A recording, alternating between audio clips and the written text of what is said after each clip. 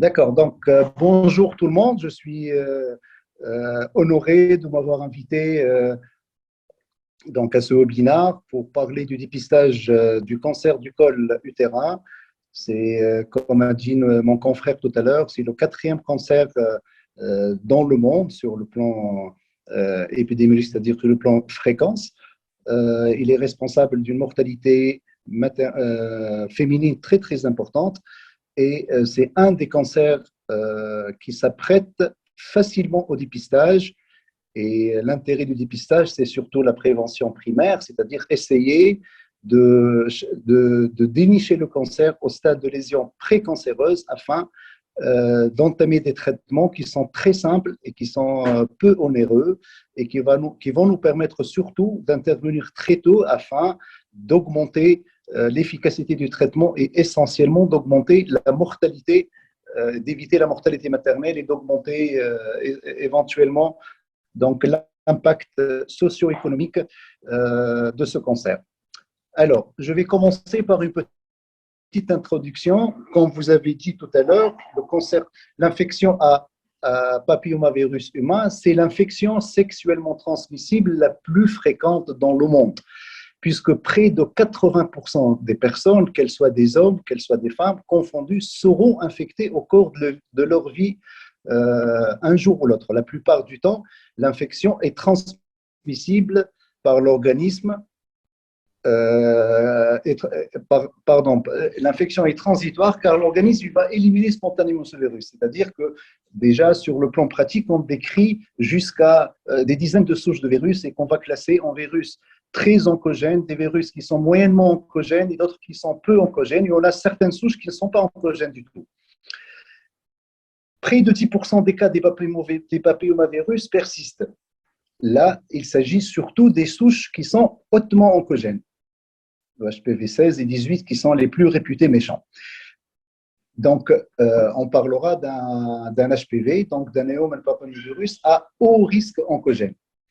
Et ces derniers, bien entendu, seront responsables secondairement de lésions précancéreuses, et on parle de dysplasie cervicale, qui peuvent évoluer, bien entendu, vers un cancer du col.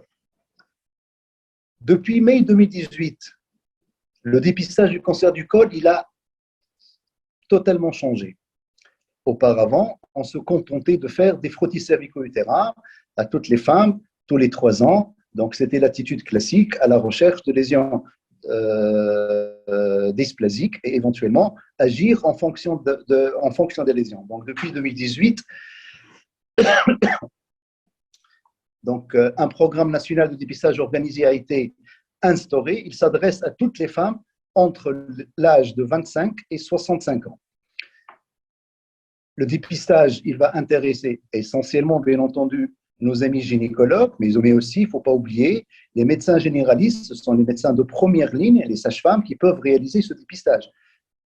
Dans ce cadre, le dépistage devrait être remboursé à 100%, chose qui n'est pas encore en Afrique de pratique courante. Il y en a certains pays qui vont prendre en charge ce type de dépistage, d'autres pour des moyens financiers. Le dépistage n'est pas encore remboursé, ce qui fait que les couches les plus démunies de la société s'apprêtent moins au dépistage parce que ça coûte de l'argent et bien entendu, chez les patients qui sont de bas niveau socio-économique et qui n'ont pas les moyens de se faire payer un dépistage, que ce soit un dépistage HPV ou un dépistage cytologique, bien entendu, ils vont être mis à l'écart. Alors, quelle est la population cible? Donc, ce sont toutes les femmes entre 25 et 60 ans inclus. Il ne faut pas oublier les femmes enceintes, les femmes ménopausées, les femmes vaccinées contre les infections HPV. Donc, ça, c'est pour dire que la vaccination contre le virus HPV n'exclut pas le dépistage. On continuera de toutes les manières à faire le dépistage, même chez les femmes vaccinées. Pour quelle raison? C'est très simple, puisque la vaccination, elle va viser, donc actuellement sur le plan pratique, il y a 3 types de vaccins. Il y a les trivalents, les quintivalents et les non-avalents. Donc au maximum, on va cibler 9 souches d'HPV.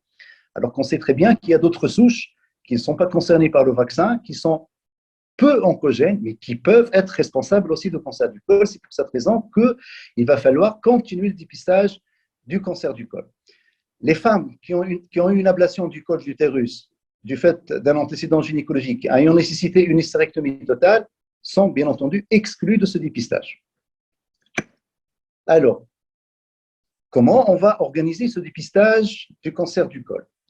Pour les femmes qui sont âgées entre 25, là c'est les nouvelles recommandations, entre 25 et 29 ans, les modalités de dépistage antérieures seront maintenues.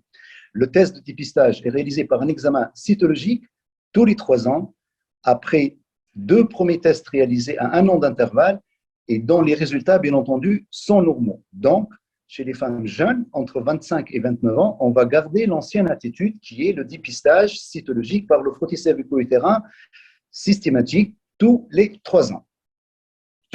Maintenant, pour les femmes au-delà de 30 ans, entre 30 et 65 ans, les modalités de dépistage, qui sont les nouvelles recommandations de 2018, préconisent le test HPV-HR, c'est-à-dire HPV à une recherche de souches hautement oncogènes, qui sera plus efficace pour ces femmes et qui remplace la cytologie. Donc, le test HPV, il va remplacer la cytologie.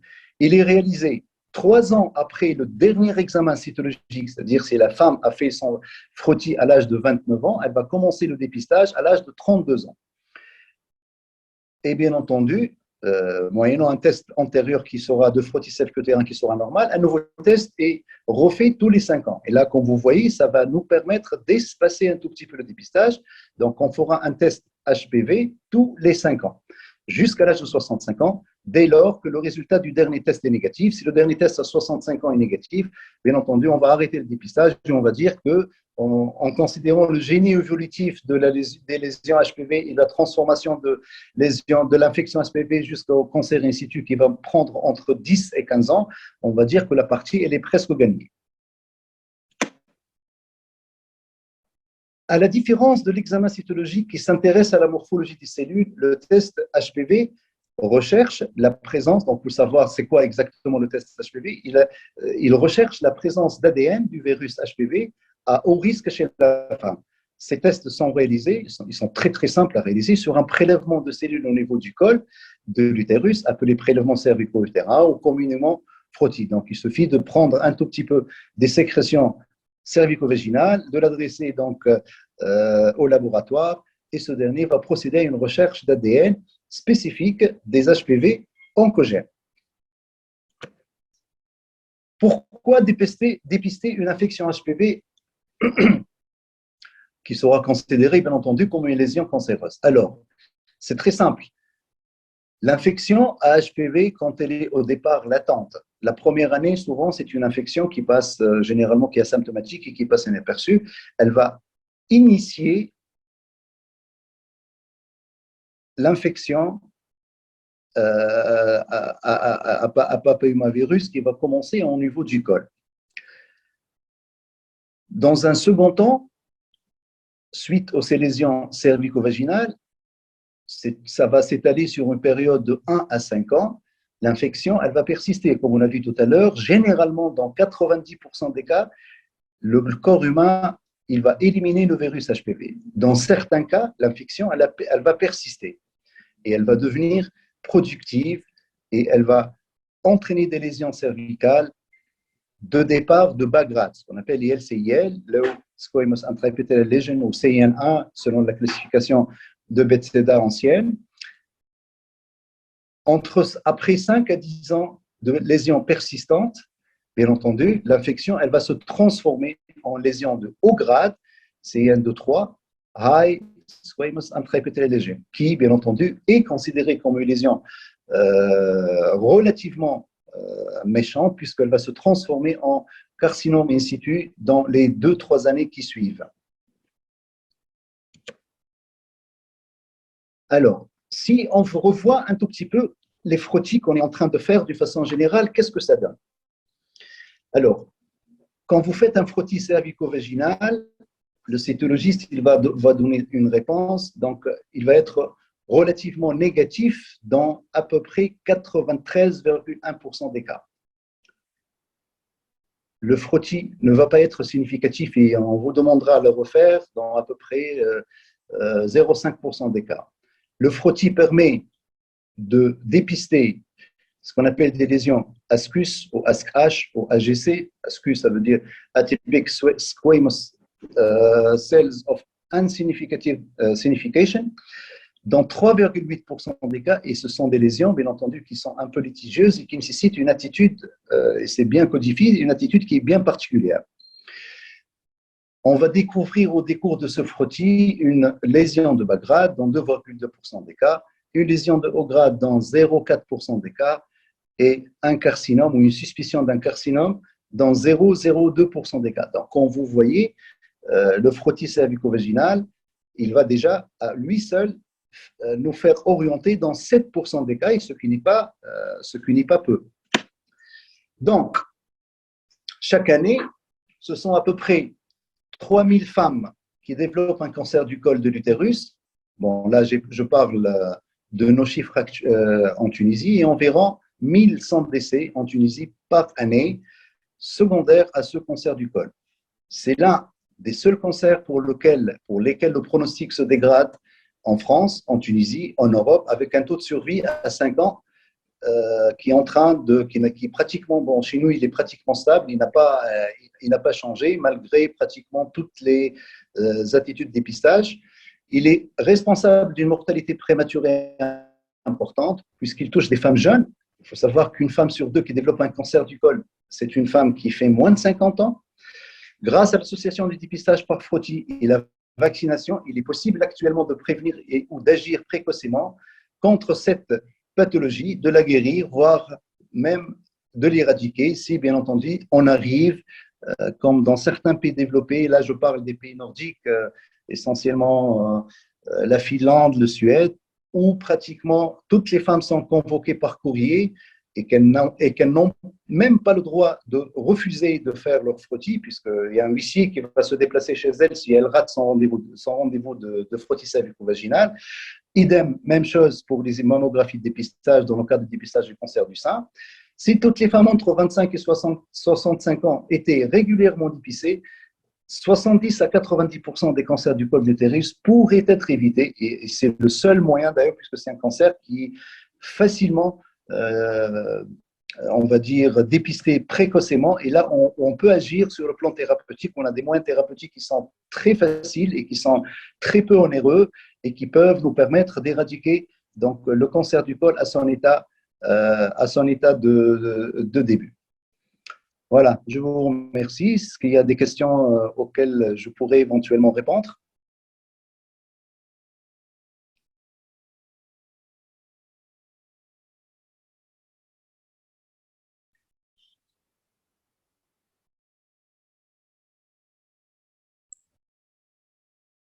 Merci à vous, professeur, pour la présentation sur le dépistage.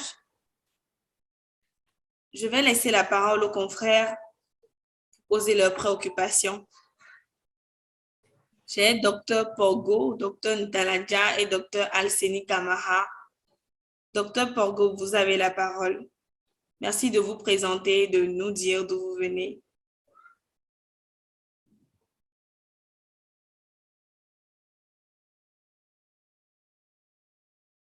Je ne sais pas si le docteur Porgo m'entend.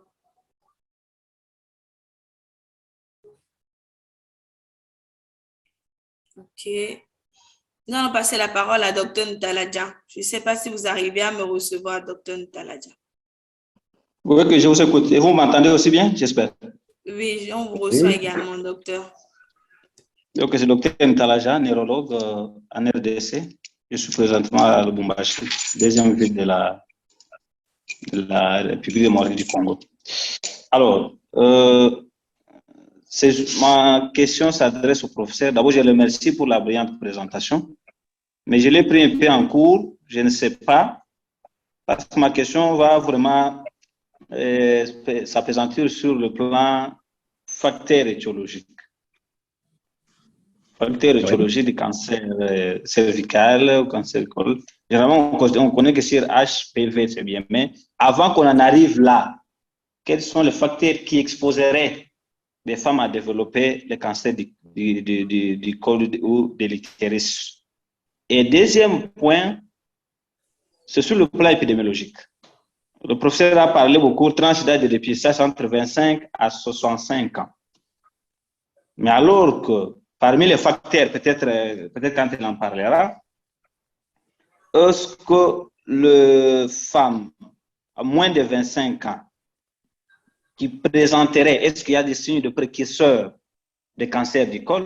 Par exemple, actuellement, par exemple, les femmes en âge à la puberté, bref, donc moins de 25 ans, qui sont même mariées ou non mariées, mais qui présenteraient les signes précurseurs du cancer du col, ne peuvent pas être parmi la cible de dépistage, parce que moi-même, en tant que neurologue, je reçois beaucoup de femmes qui ont déjà subi l'hystérectomie, et puis ils ont développé la dépression. Suite à ça, ou soit ils sont sous traitement, la chimiothérapie, sur le cancer du col, avec des gynécologues, mais qui présentent des dépressions. Généralement, c'est ce que nous rencontrons, mais c'est sur le plan épidémiologique que je voulais juste avoir une idée. Le professeur, je crois que vous m'avez entendu, ou je peux me répéter? Oui, docteur, on vous a bien reçu. J'ai bien entendu. Ok, ça va, ok. Et puis, la dernière question, c'est par rapport au... l'espérance de vie, vous avez parlé. Quelles sont les chances qu'on donne aux femmes, par exemple, qui seront dépistées avant de découvrir la maladie, les chances de vie sur le plan épidémiologique? Ok. Merci. Merci beaucoup, docteur. Nous allons passer la parole à docteur Alseni. Professeur, permettez-nous de donner la parole à 5 personnes, puis après, à chaque fois, on vous redonne la parole. Donc, après docteur Taladja, je vais donner la parole à docteur Alseni Kamara. Oui, docteur, vous avez la parole. Bonjour. Oui, bonjour, docteur. D'abord, je remercie Rémao pour cette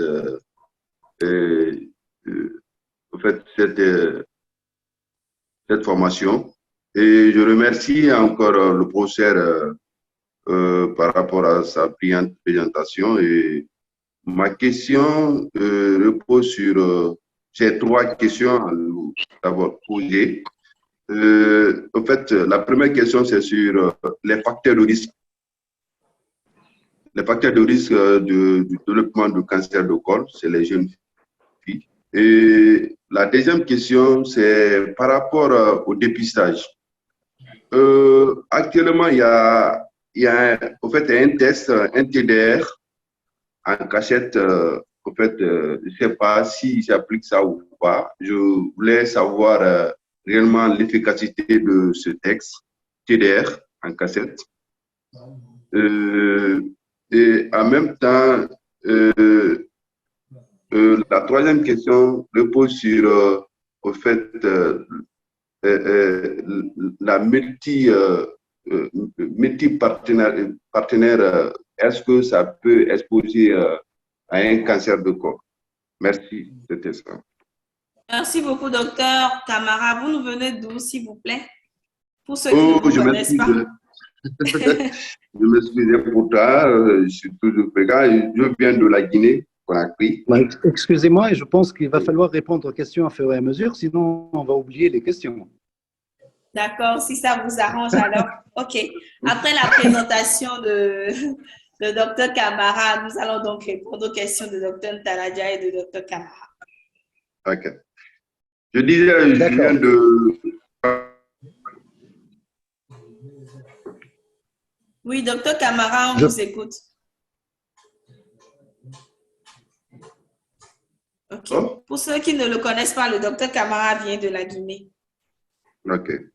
Et je suis médecin de famille. D'accord. Merci beaucoup, Dr Kamara. Professeur, vous avez la parole. D'accord. Bon, je vais essayer de répondre aux questions que j'ai retenues. Peut-être, j'espère que je n'ai pas oublié toutes les questions. Donc, je commence par les facteurs risques du cancer du col. Donc, mon confrère tout à l'heure, il avait raison dans le sens où il y a quelques années, on va dire les années 90, les années 80, ont cherché les facteurs de risque du cancer du col, et je vais les citer parce que là, c'est connu. Donc, avant l'avènement et avant la mise de la responsabilité directe du virus HPV qui serait responsable à lui seul de près de 98% des cancers du col, les autres facteurs de risque sont essentiellement les infections à HSV, l'herpès simplex virus, et surtout c'est le HSV2 qui est plus responsable que le HSV1. Il y a les microtraumatismes du col, les femmes qui ont subi beaucoup de curetage, les femmes qui ont subi des interventions sur le col utérin, type électrocoagulation, type pour une lésion, par exemple, de cervicite chronique, pour adénomiose, etc.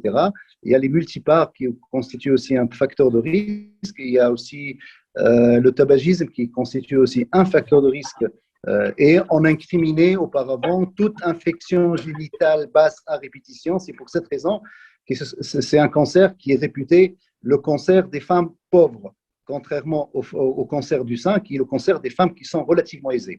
Donc, la mauvaise hygiène, les rapports sexuels fréquents, surtout la multiplicité des partenaires et la précocité des rapports sexuels, c'est-à-dire les jeunes filles qui commencent leur vie sexuelle avant l'âge de 14 ans. Donc, tels étaient les principaux facteurs de risque qu'on retenait pour le cancer du col. Bon, après ça, on va dire qu'on a retenu dernièrement que, puisque dans l'immense majorité des cas, c'est le HPV qui est responsable. C'est pourtant qu'actuellement, on considère le cancer du col comme étant une maladie sexuellement transmissible. Donc, soit que c'est et bien entendu, là, ça rejoint la multiplicité des partenaires dont un des confrères a parlé. Donc, le fait d'avoir des partenaires multiples va exposer la femme à un sur-risque d'attraper au cours de sa vie génitale un virus HPV qui serait oncogène, voire même très oncogène. Donc, il y a une deuxième question qui m'a été posée. Pourquoi on ne commencerait pas de faire le dépistage avant l'âge de 25 ans? Oui, c'est une question qui est très pertinente. On sait très bien qu'on nous a enseigné dans le temps que, par exemple, le cancer du col ne se voyait jamais chez, chez les femmes, chez les femmes qui n'ont oui. Exactement, chez les femmes qui n'ont jamais eu de rapport sexuel, c'est-à-dire chez les jeunes filles vierges, donc elles n'ont pas de ça, c'est un argument de plus pour dire que c'est une maladie sexuellement transmissible. C'est pour cette raison déjà que le dépistage peut être retardé. Si on veut être un peu plus large, on peut commencer le dépistage après les premiers rapports sexuels. Bon, dans l'Occident, ça commence à un âge un tout petit peu jeune, 14, 15, 16 ans. Chez nous, on a 18, 20 ans. En âge moyen, bien entendu, il y a toujours des exceptions. Alors, et malgré ça, on garde l'âge de 25 ans. Alors, c'est très simple parce que le génie évolutif de l'infection à HPV, qui serait responsable de l'immense majorité des cas de cancer du col, va mettre à peu près une dizaine d'années pour commencer à induire une lésion précervicale. Donc, si la fille attrape au cours de ses premiers rapports à l'âge de 14 ans, et c'est pour cette raison qu'ils ont retenu l'âge de 25 ans, si elle attrape à 14 ans, elle va commencer à avoir des lésions cervicales à partir de l'âge de 24-25 ans. C'est à ce moment-là qu'on va commencer le dépistage. Donc, ça sert absolument rien du tout de commencer le dépistage à 16 ans, à 17 ans, à 18 ans, parce qu'il sera de toutes les manières négatif chez pratiquement 99,9% des patients. Ça d'une part. D'autre part, si on revoit sur le plan épidémiologique l'âge moyen dans le monde de l'apparition du cancer du col, tout stade confondu, on va être aux alentours de 50 ans. Il y en a quelques femmes, bien entendu, qui font leur cancer à un âge plus jeune, d'autres à un âge plus âgé, mais on n'a jamais entendu parler d'un cancer du col à l'âge de 21 ans. Ça n'existe pas. D'accord? Parce que là, on revient toujours au génie évolutif de la lésion, parce que là, pour faire un cancer à 21 ans, il faut que la fille commence ses rapports à l'âge de 2 ou 3 ans, ce qui est pratiquement totalement absurde.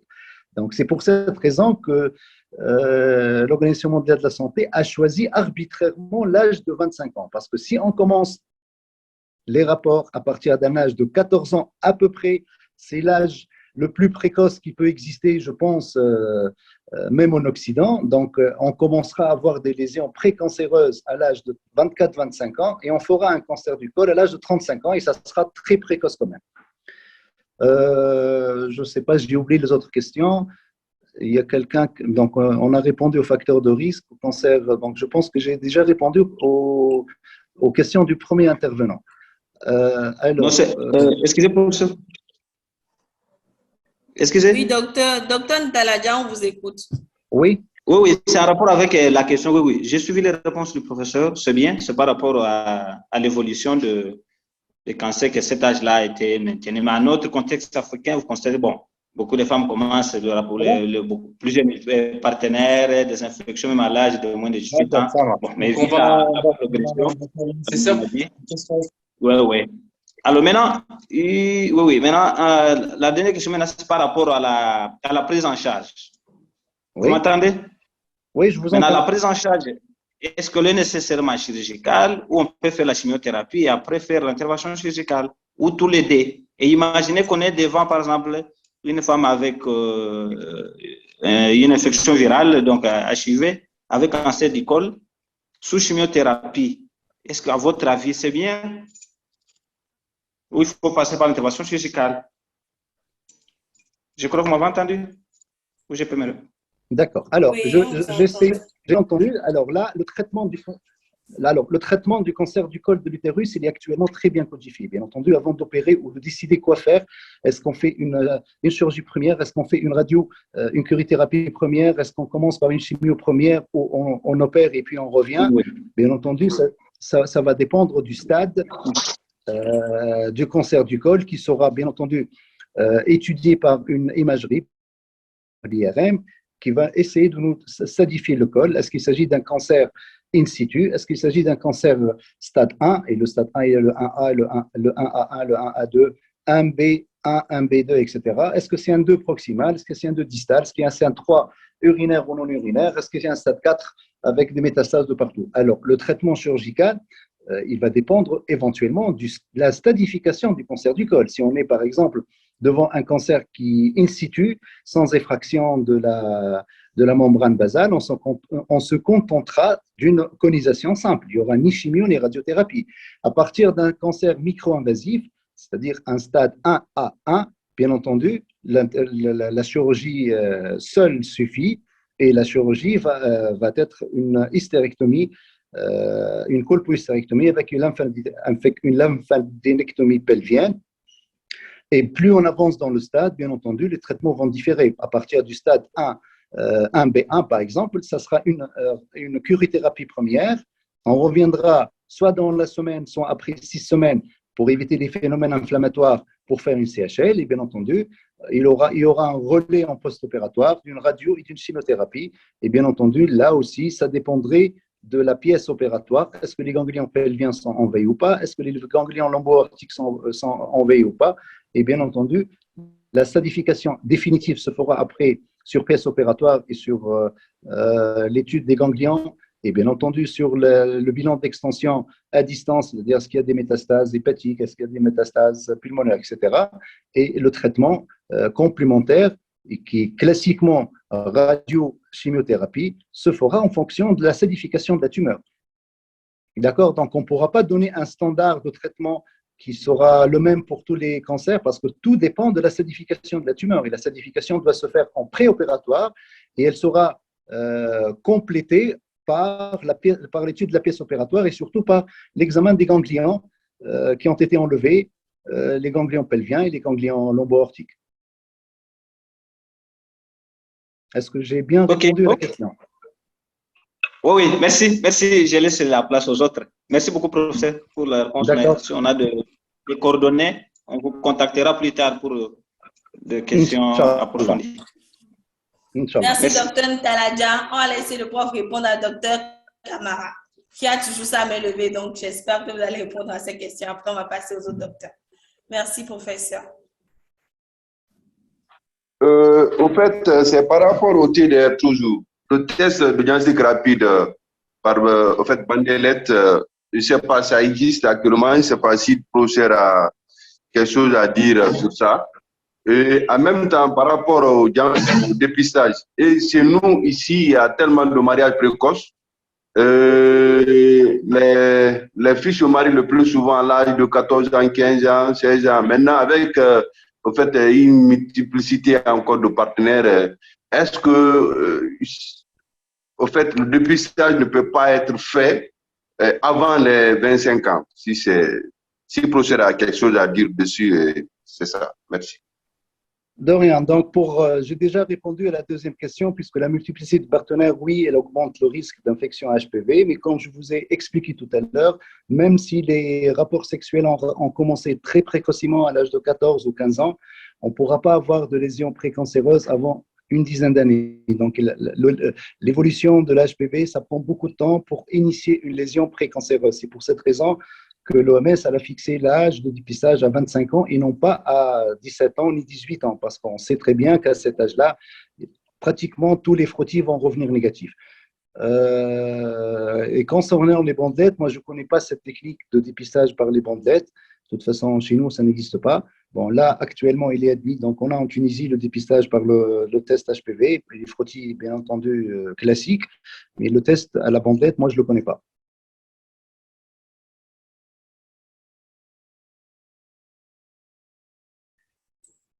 Merci beaucoup, professeur. Docteur Alseni Camara, j'espère que vous avez eu des réponses déjà. Oui, oui. Merci professeur. Beaucoup, docteur. Merci. Merci à vous. Nous allons passer la parole à docteur Jem, je pense. J-E-M. Merci pour la parole. Bonjour. Bonjour, docteur. Merci de vous présenter à nous. Merci, c'est Dr Mbedi, médecin généraliste depuis la RDC, actuellement en province du Congo central, ligne de province de la RDC. Je tiens à remercier le professeur pour son exposé et je m'en vais directement à mes questions. J'ai deux petites questions concernant les facteurs de risque. Le professeur a parlé des infections à HPV. Je voulais savoir, est-ce que dans la famille des papillomavirus, ce sont tous ces virus-là de cette famille qui sont considérés comme des agents oncogènes? Et la deuxième question, c'est en rapport avec les méthodes contraceptives. Je voulais savoir à quelle fréquence l'utilisation des pilules contraceptives estroprogestatives expose-t-elle au cancer du col? Merci. D'accord, donc je commence à répondre par la deuxième question. Les estroprogestatifs ne sont pas considérés comme un facteur de risque de cancer du col, donc il n'y a aucune relation de cause à effet entre le cancer du col et les traitements hormonaux, œstrogéniques, œstroprogestatifs, progestatifs seuls. Donc là, c'est clair, ce n'est pas un cancer qui est hormonodépendant, ça c'est clair. Ce n'est pas comme l'endomètre qui est un cancer hormonodépendant. Ce n'est pas comme le sein qui est un cancer hormonodépendant. Donc, pour le col de l'utérus, non, il n'est pas hormonodépendant. Alors, la deuxième question concernant les souches d'HPV, je vous ai dit tout à l'heure qu'il y a des dizaines de souches de HPV et on les classe en 3 groupes. Je dirais même 4 groupes. Il y a des souches qui sont hautement oncogènes, le HPV 16, le HPV 18, le HPV 31, le 34, le 31, le 33 et le 35 qui sont hautement oncogènes. Et on a des souches qui sont moyennement oncogènes, ils se chiffrent aux alentours de 7, 8 maximum. Et il y a des souches qui sont peu oncogènes et qui sont responsables souvent plutôt de lésions cutanées, ce qu'on appelle les crêtes de coque, les lésions HPV classiques qu'on découvre de temps en temps, que ce soit chez l'homme ou chez la femme, au niveau de la verge, au niveau du scrotum, au niveau des grandes lèvres, au niveau de la région périnéale, et qui sont bénignes et qui nécessitent juste une petite électrocoagulation ou un traitement immunostimulant.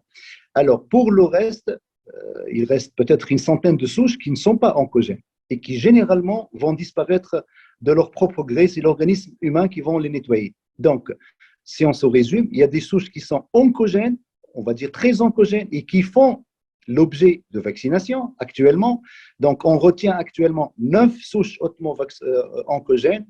Et le dernier vaccin qui a vu le jour il y a quelques années, c'est un vaccin, ce qu'on appelle un nonivalent. J'ai oublié son nom commercial, mais il est nonivalent parce qu'il comporte 9, il est permis de vacciner contre les 9 souches oncogènes. Celui d'avant était quintivalent, le Gardasil. Le Gardasil, il protège contre les 5 souches les plus hautement oncogènes. Et Le tétravalent, c'est le Cervi, j'ai oublié aussi le nom commercial, et il vise les 3 souches les plus hautement oncogènes, le HPV 16, le 18 et le 31. Donc là, quand vous voyez, ce n'est pas toutes les souches d'HPV qui sont oncogènes, il y en a ceux qui sont hautement oncogènes, ceux qui sont moyennement, ceux qui sont peu oncogènes, et la majorité et la grande majorité des souches HPV, elles ne sont pas oncogènes du tout. Merci, professeur. Merci beaucoup. De rien. Merci beaucoup, professeur. Nous allons donner la parole à Dr Ngolo. Dr Ngolo, vous avez la parole.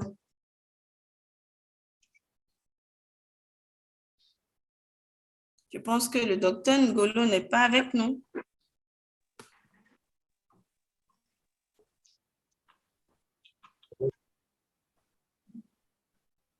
Bonjour. Bonjour, docteur Ngolo. Bonjour. Bonjour, docteur. Comment vous allez ce matin? Hello. Bonjour, docteur Ngolo. Oui, on vous entend. Ça va, Dieu merci. Je vous. Je vais bien aussi. Merci de vous présenter et de poser votre préoccupation. Ok, Dieu merci. Ok, c'est docteur Ngolo Fofana, médecin généraliste depuis Abadjan, région de Abadjan. Par rapport à l'inspection visuelle, l'acide acétique, c'est ce qu'on appelle IVA, IVL. Je voulais savoir quelle est la place de l'IVL dans le dépistage du cancer du col. Voilà, je ne sais pas si toutefois ça continue ou si ce n'est plus d'actualité. Comme je vois qu'on n'en a pas beaucoup parlé. Je n'ai pas bien entendu. C'est la question que j'ai. Merci. Le son n'était pas très bon, je n'ai pas bien entendu la question. Okay. Je voulais savoir la place de l'inspection visuelle à l'acide acétique et l'inspection visuelle au ligol, IVA, IVL, quoi. Je voulais savoir la place dans le dépistage du cancer. D'accord, là j'ai bien compris. Alors, le test de l'acide acétique et le test de Lugol, ce sont 2 tests qui se feront en paire colposcopie. La colposcopie n'a une indication que si on a une anomalie au niveau du frottis cervico-vaginal. Donc, ces 2 tests, qui sont bien entendu examens de routine classiques chez les gens qui font de la pathologie cervico-vaginale et surtout de la colposcopie, ne se demandent qu'en deuxième intention. Ça ne rentre pas dans le cadre d'un dépistage en masse du cancer du col utérin. Autrement dit, pour s'expliquer, on fera une colposcopie, on demandera une colposcopie uniquement si on a des anomalies cellulaires. Si on fait un frottis cervico-vaginal et on vous répond lésion de bas grade, là, c'est une indication à faire une colposcopie, par exemple. Si on vous répond ascus, là aussi, c'est une indication à une colposcopie avec un test de l'acide acétique et un test de Lugol pour chercher ce qu'on appelle les transformations atypiques. On divise en 2 grades, le grade 1 et le grade 2, et on fera bien entendu une biopsie dirigée pour chercher une lésion cervicale. Est-ce que ça va être concordante avec la cytologie, et on parlera d'une concordance anatomopathologique, où elle va être discordante, c'est-à-dire qu'elle va vous dire non, il n'y a rien du tout, et elle va vous rassurer. Donc, le test de l'acide acétique et la colposcopie seront demandés en deuxième intention et non pas dans le cadre d'un dépistage en masse. Donc, quand on parle de dépistage, ça devrait être un test qui est reproductif, peu onéreux, qui ne coûte pas de l'argent, qu'on peut faire à tout le monde dans une population de masse pour dénicher, pour chercher quels sont les gens qui présentent un facteur de risque d'avoir un cancer du col. C'est ça le principe du dépistage. Donc, la colposcopie, c'est un examen qui est relativement sophistiqué, qui nécessite un gynéco qui est entraîné à faire cet examen et qui connaît très bien la pathologie cervico-vaginale. Il sera demandé non dans le cadre d'un dépistage, mais secondairement pour confirmer ou pour infirmer un diagnostic. Voilà. Merci beaucoup, professeur. Ok, d'accord, c'est compris. Nous allons passer la parole à Dr Riley. Je pense que c'est Dr Riley. Dr Riley. Oui, bonjour. Bonjour, docteur. Comment vous allez?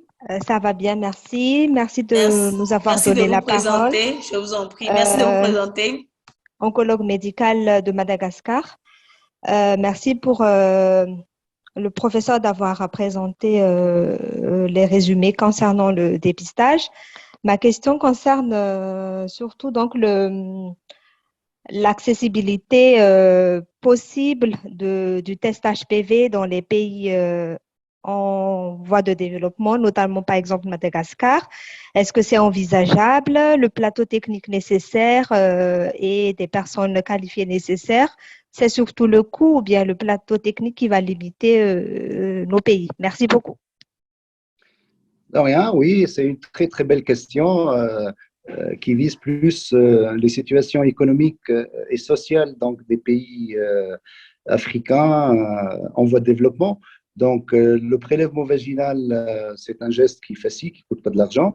La recherche d'ADN de l'HPV viral, ça coûte pas aussi très cher. Bon, certes, ça coûte un peu plus cher qu'un frottis cervico-utérin, mais moi, ce que je propose au gouvernement, et essentiellement dans les pays en voie de développement, de toutes les manières, ça coûtera 1000 fois moins cher de payer un test de dépistage à l'échelle de la population générale que de prendre un malade ultérieurement qui n'a pas été dépisté pour une hystérectomie, un traitement par chimiothérapie qui coûte la peau des yeux, une radiothérapie. Donc, mis à part, bien entendu, le pronostic vital, mais même sur le plan financier, la prise en charge d'un cancer du col utérin par la société va coûter des milliers de fois plus cher qu'un simple dépistage HPV qui se fera dans un labo.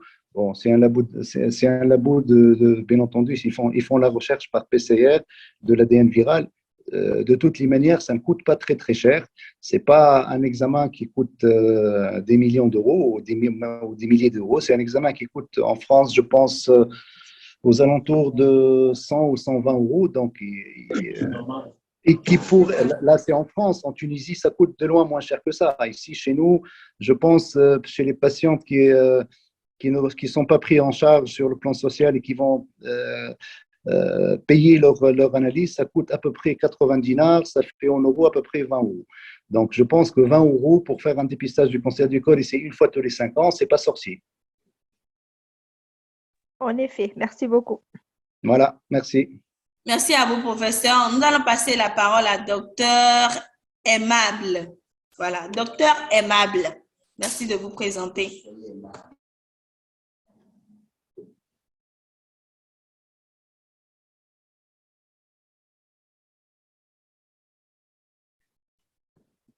Docteur, bonjour docteur.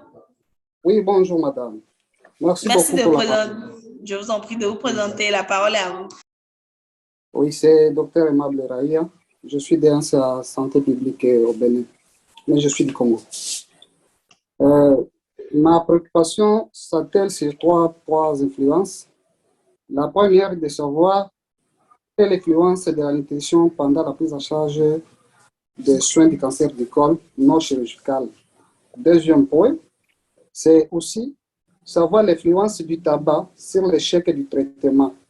Et également, y a-t-il une influence aussi sur l'activité physique pendant le traitement non chirurgical? Merci, professeur.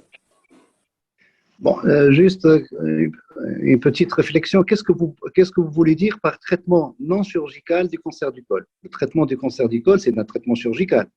Donc, je n'ai pas compris ce que vous voulez dire par un traitement non chirurgical. Je dis par exemple en cas de chimiothérapie, le tabac a-t-il une influence négative ou positive? D'accord, donc vous voulez dire la patiente qui a été déjà opérée, qui suit la chimiothérapie, c'est bien ça? Oui, à la suite quoi? À la suite d'un cancer du col, elle est sous chimiothérapie, donc vous voulez savoir est-ce que le tabac va influencer le traitement? Quelle autre réflexion? Le tabac et quoi d'autre? La nutrition également et l'activité physique. Et l'activité physique, d'accord, bon, c'est clair. Donc là, le tabac, il est réputé responsable d'une baisse de l'immunité chez toutes les patientes. Donc, il est préférable que les patientes tabagiques qui suivent un traitement de chimiothérapie doivent arrêter l'intoxication au tabac. Et le sport, ça reste toujours un facteur qui va améliorer la situation et qui va aider donc ces patientes qui sont sous chimiothérapie à reprendre une vie habituelle, strictement normale. Donc, on recommande l'activité physique Ça, c'est une évidence. Et bien entendu, le tabagisme, il faut bien entendu l'arrêter. Merci beaucoup, professeur. De rien. Bon, moi, je dois m'excuser parce que déjà, j'ai quelques patientes qui m'attendent. S'il y a quelqu'un qui veut me poser des questions, vous pouvez me laisser des messages. Il y a une seule personne qui reste, docteur Malène Mussi, s'il vous plaît. D'accord, on termine. Docteur Malène, vous avez la parole rapidement pour libérer le professeur.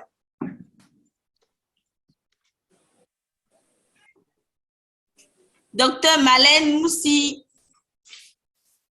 est-ce que le docteur Malène est avec moi? Je pense qu'on peut laisser. Oui, Il y a une question aussi. dans le chat. Il y a une question dans le chat. D'accord, mais s'il vous plaît, ayez l'habitude de prendre la parole et de poser les préoccupations et non de les laisser dans le chat, s'il vous plaît. Bonjour, lorsqu'on pratique une LCV. Ok, docteur Malène, voilà, vous avez la parole. Merci d'aller vraiment droit au but. Le professeur est super pressé. Vous m'entendez? Oui, docteur Malène, on vous entend. Vous m'entendez? Oui, je m'appelle, c'est docteur Marlène Moussi, en République démocratique du Congo, précisément à Kinshasa. Je suis médecin généraliste. J'aimerais poser la question au docteur. Que pensez-vous de l'approche de treats de VIA, Vitesse and Treat, que recommande l'OMS par rapport aux pays en voie de développement, c'est-à-dire vue acétique et puis traitement soit par passion sans passion. Comment appréciez-vous cette approche? Parce que l'OMS recommande ça parce que les pays en voie de développement avec les tests HPV, ça coûte quand même cher. Via VL, c'est moins coûteux et tout. On teste et on traite directement. Et aussi, la deuxième question, une sous-question par rapport à thermocoagulation et cryothérapie. Avez-vous des données par rapport aux bénéfices de deux traitements, laquelle est meilleure par rapport à l'autre, si vous avez un mot par rapport à ça? Merci beaucoup, docteur Malène. D'accord, merci. Donc, pour le test, en l'absence, bien entendu, d'un test dépistage par le HPV chez les femmes au-delà de 30 ans, ça pourrait toujours aider, ça c'est une évidence, mais je pense que, à mon avis personnel, en l'absence d'un test HPV chez les patients au-delà de 30 ans, je pense qu'il serait plus logique de revenir à l'ancienne attitude, c'est-à-dire faire un frottis de dépistage tous les 3 ans. Je pense que le frottis avec ovage de dépistage sera plus productif et plus indicatif que le test par le VCL. Alors, en ce qui concerne la deuxième question, vous m'avez posé la question sur l'intérêt de la cryothérapie et l'électrocoagulation laser. L'électrocoagulation laser et la cryothérapie sont bien entendu des méthodes de traitement qui sont très efficaces, mais pour les lésions précancéreuses de bas grade, c'est-à-dire les CINA, c'est-à-dire les LSIL, ça donne un résultat qui est magnifique. On fera une électrocoagulation et on refera, bien entendu, devant une persistance, parce qu'il faut savoir que dans 80% des cas, les lésions de bas grade vont disparaître toutes seules 6 mois après le dépistage des lésions. Donc, on fera un deuxième frottis de dépistage si on trouve une lésion de bas grade. Si la lésion persiste, ça sera l'électrothérapie, ce sera l'électrocoagulation ou la cryothérapie. Et bien entendu, ça permet dans 99% des cas, la disparition des lésions de bas grade. Donc là, l'électrocoagulation et la cryothérapie seront uniquement réservées au traitement des lésions de bas grade. Parce que le haut grade, il n'y a pas d'indication, puisque là, on est obligé de faire une colpo, et le haut grade, ça inclut les lésions, les CIN2, ce qu'on appelle les HSIL, les High Squamous Central Epithelial Lesion, et le cancer in situ, qui est parfois de découverte colposcopique, qui est considéré aussi comme une lésion de haut grade. Donc là, bien entendu, si on est devant une lésion de haut grade, il n'y a pas d'indication de faire de la cryothérapie, ni de l'électrocoagulation laser. Donc elles seront uniquement réservées aux femmes qui ont des lésions de bas grade.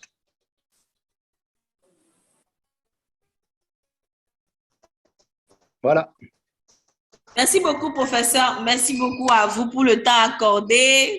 Merci Merci infiniment. Merci. Nous À la espérons vous prochaine. revoir très bientôt.